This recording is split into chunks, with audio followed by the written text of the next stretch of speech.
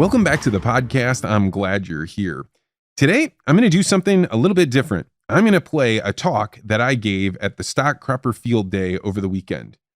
Now, a field day, for those of you not in agriculture, is when at the end of the summer, right before harvest begins, ag companies bring together their customers and they say, hey, let me show you how the different products that we were selling performed in the field. So we planted these different types of seeds, or maybe we used this different type of pesticide, or we even use these conservation methods.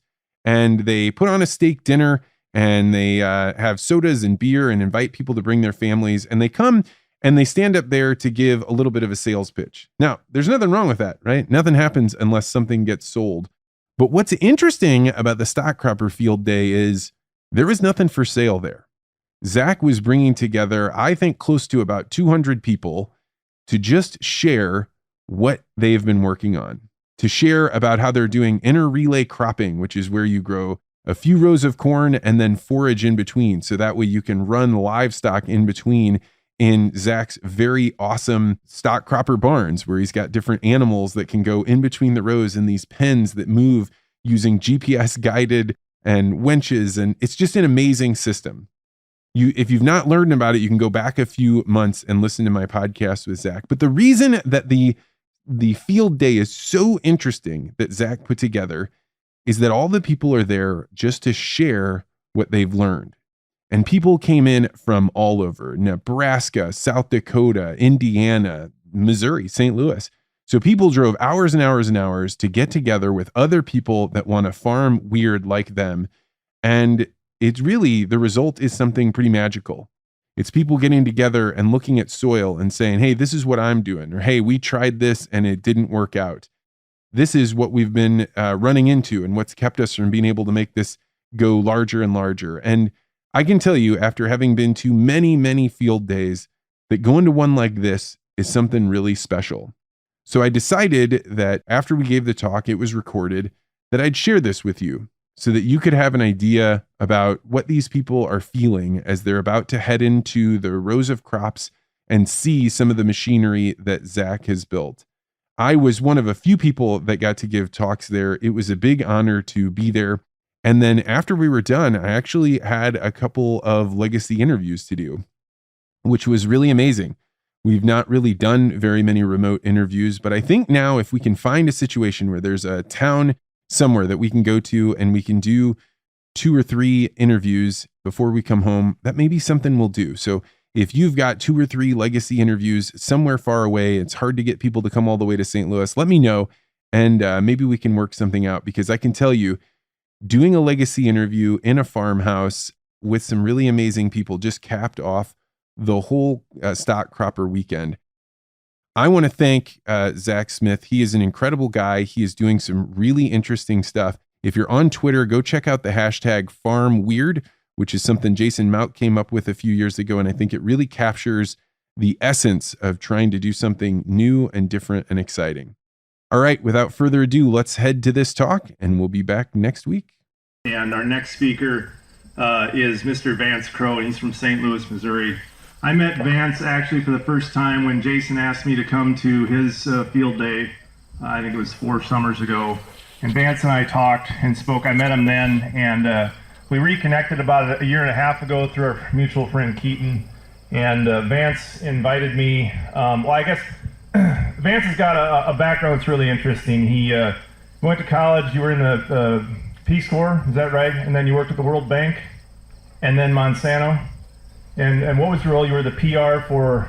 Director of Millennial Engagement. Director of Millennial Engagement for Monsanto. What a fun job that must have been.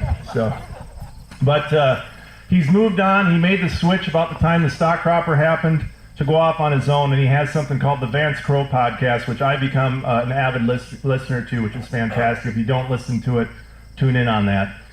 The other thing that he does for a business now is he does something called legacy interviews. And if you follow me on Twitter, you've probably seen me talk about this, but he has a business where he interviews family members to record the history of the family, typically of parents or grandparents, with the idea of trying to preserve that before people pass on. And I saw this on Twitter and I thought it was a really cool idea. And I got it for my dad for his 70th birthday or 2 springs ago, I guess. And we really didn't know what we were getting ourselves into, but my folks drove down to St. Louis last fall, and Vance did a fantastic job of taking care of them and capturing kind of our family history. My dad told a lot of stories. It was about an hour and a half of footage, and then Vance edited it together. And it was just absolutely fantastic. And I was so happy with it. We talked some more, and then he invited me down to do the Vance Crowe podcast here. I don't know, what was it? I think in May or something like that. And he invited me to his house. We really connected and shared a lot of common thoughts. And we talked a lot about stock crop. I'm like, man, I got to get this guy to come and speak at my field day. And so this guy normally gets a gig to show up at corporate places and speak. He probably didn't want me to tell that. He's coming here today for free to speak to us. And so can we please give a warm round of applause to Vance Crowe.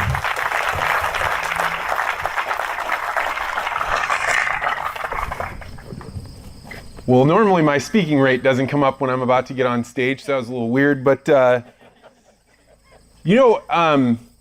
where we met was actually at Jason Mauck's field day. And I felt a ton of pressure when I was at that one, the same pressure that I feel for this one here.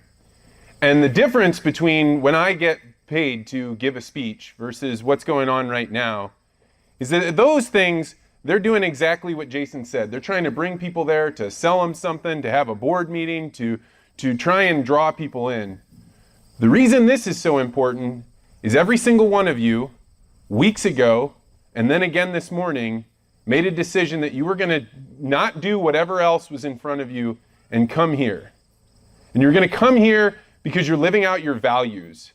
You are actually care about something that's going to take you time and energy, and you don't know exactly what will come from it. So you've taken this bold step. And most people didn't take this bold step. You did. And I spend my life now, day in and day out, talking with people that are reflecting back on their lives. They're not at the end of their lives, but they've generally hit some chapter, some point where it's time to stop and really think about, what was it all about? What was the effort I put into, the work that I did, the sacrifices that I made? Why did it matter? And I think about this all of the time, and it really has changed the shape of the way I think about the decisions I make. And I think about moments like this are the moments when somebody's life changes. And I don't mean that you're going to end today and go make some monumental change, but a day like this allows you to meet somebody. It allows you to get an idea that you never had before. It allows you to get that little seed of confidence that matters. And so I really understand the power of the time that we have together. And I was thinking for a long time about what I would say when I was up here on this stage.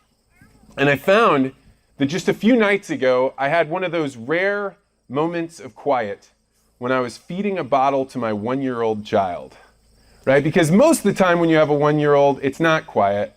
When you got that bottle shoved in there, you got a moment of quiet. And what came to my mind was actually, as I was thinking about today, what is it that I would tell this 1-year-old if she wasn't 1, but she was 18?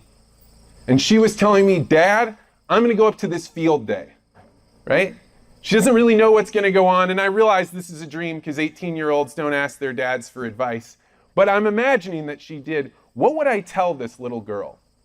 What would I tell her about how to make the most out of the moment you're in right now so that it has the largest impact on her life and the lives of all the people she interacts with? And as I was thinking about this, I realized that during the legacy interviews, when I'm talking with somebody, one of the early questions I ask people, after we've gone through their name and tell me about your parents and where are you from, I end up asking everyone, what did you imagine you would be when you grew up? Now, this is a funny question because some people, including maybe you right now, know immediately what you wanted to be. I wanted to be a farmer. I wanted to be a mom. I wanted to be and you knew, and then you went out and did it. But a lot of people, when they're looking back on their lives, they take a look at that question and they kind of chuckle. You know, they have this nervous laugh and then they look down. And in that moment, they look down because they had a voice in the back of their mind at some point in their life that said, you should go be a nurse. You should go be a fireman. You should go be a veterinarian. And because of how life turns out, you go from being a landscaper to running your dad's farm, because somebody gets sick, because something happens, you didn't get to do the thing that that little voice was telling you to do. And so people often feel this like little hint of shame in that.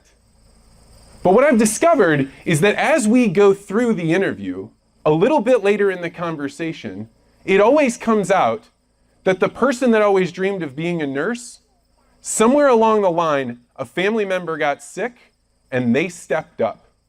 They're the ones that ended up caring for someone.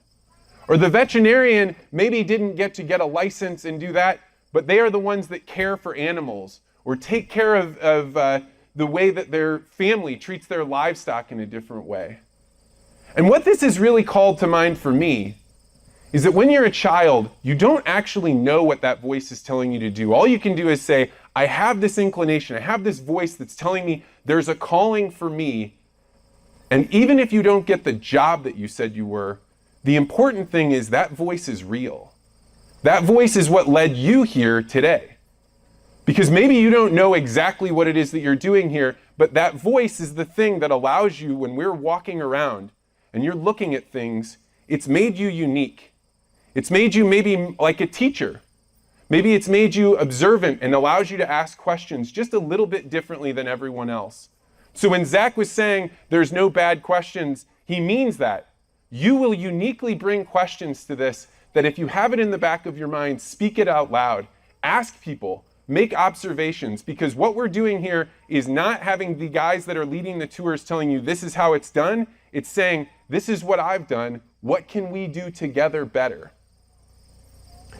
The second thing that I would tell my daughter, if she was still listening to my advice, would be that it's really easy to focus when you look back on your lives about the successes that you've had.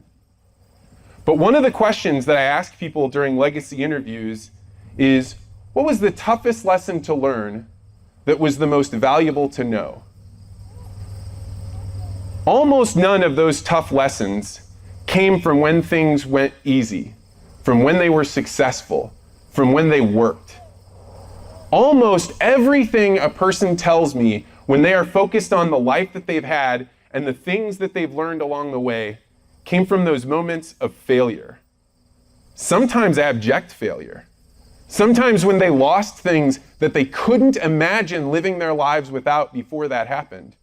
And yet, deep down, somewhere in there, was a lesson that made them ready for what came next.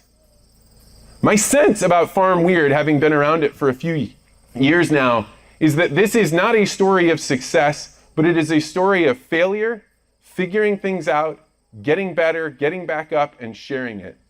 And so today, when you're walking around, if you find out that somebody found a success, certainly congratulate them and, hey, you figured that out. But even more importantly, if I was talking to my daughter, I would tell her, pay attention to when somebody is open enough to tell you about when they failed. And don't judge them for that failure. Be grateful that they were open to you for it. And I would also say, for anybody that's here, this is a rare opportunity for you to be around people that understand that it takes failure to succeed. So share about the things that didn't work out. Share about those times where you really learned the lessons the hard way, so that the other people around you don't have to learn that lesson, and Farm Weird can keep progressing.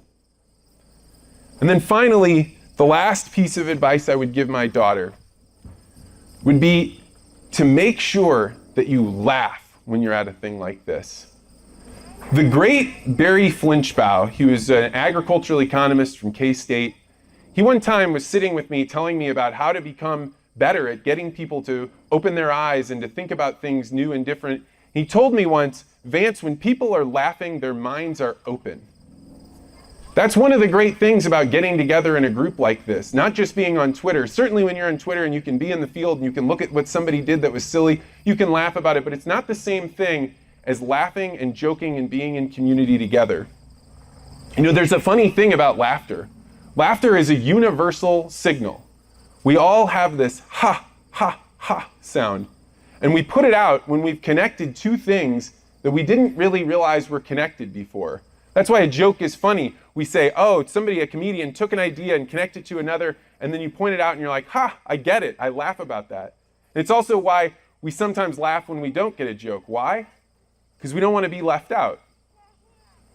But at a day like today, be open, be joyful, laugh, find ways to work together. Because when people look back on their lives and we're at the very last questions, when we're talking about what did it all mean, what is the value of everything, they always come back to their family and their friends and their community and the joy and the work that they shared. And that's what's so amazing about today, that everybody here decided they would spend their Saturday morning bringing their families to come into community and learn together. And I'm deeply proud to be here, and I hope everybody makes the most of this wonderful day. So have a great day. Thank you so much for being here. Thanks, Zach.